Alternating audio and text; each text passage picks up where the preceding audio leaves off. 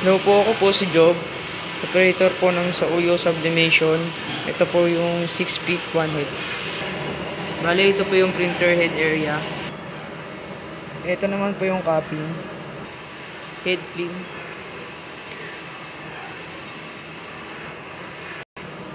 Nasaan po ang wiper after mag-clean?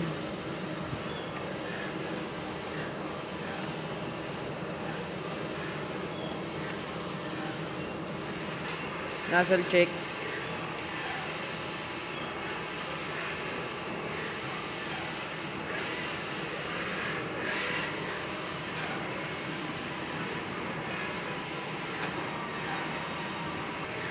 Ito po ang ink tank. Ink level po nasa tama lang. Waste tank, tuwing Monday ko po ito dinidispose. ADR. Ito naman po ang ICC profile. Consumables po nasa system na po. Ito naman po ang output record.